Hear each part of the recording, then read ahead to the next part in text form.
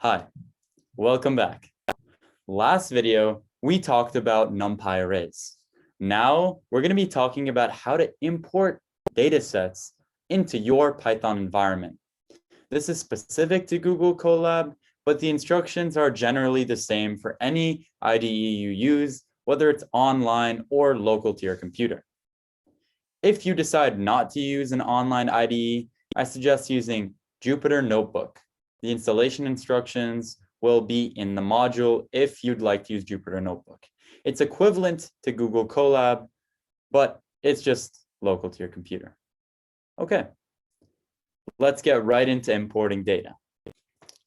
So here we are back into our environment. If you don't have a Google Colab environment or a similar environment open, please do open that.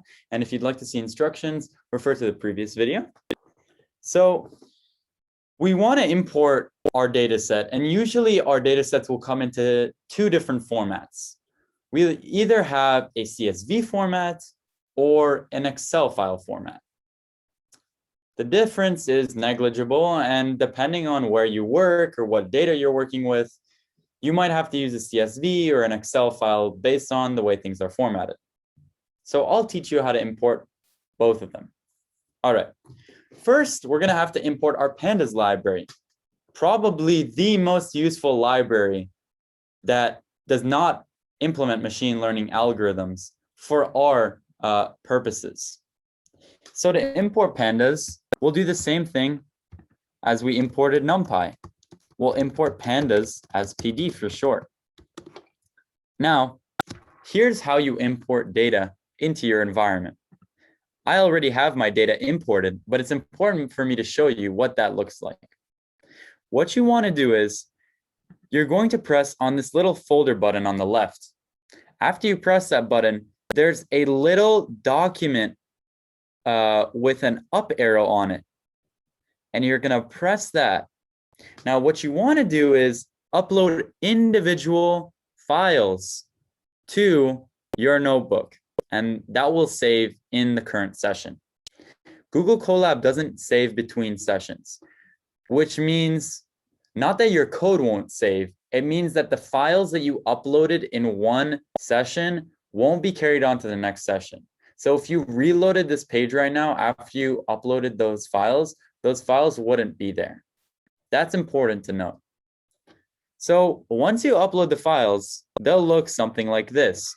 And if you're having any trouble uploading the files, please leave a post in the discussion.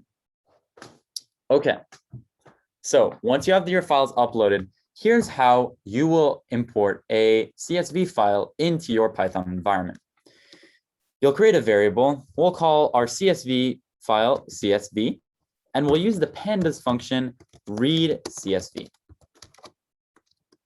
Now, the read CSV function takes one input in our case, and that's the file path. To get the file path, you're going to want to go to that left side where we originally uploaded the files and press the three vertical dots. And there's a little button here called copy path. The path indicates where your file is located relative to where the notebook is located. So once you copy the path and put it in our read CSV function and run the cell, there we go. Our CSV files in our environment. And we can do the same thing for Excel files. So XLSX, that's the file type, equals pd.read Excel. And as you can see, there are many different file types listed, but we're not going to go explore those. If you'd like to explore those, you could take a look at Pandas documentation. So we'll do the same thing. We'll copy the path. There we go. Let's run this. Okay. Now, Pandas data frames work a little bit different than NumPy arrays. And you'll see that if we just try to print our CSV file, we're not going to get too much information. We're going to get a few columns and then a lot of bullet points.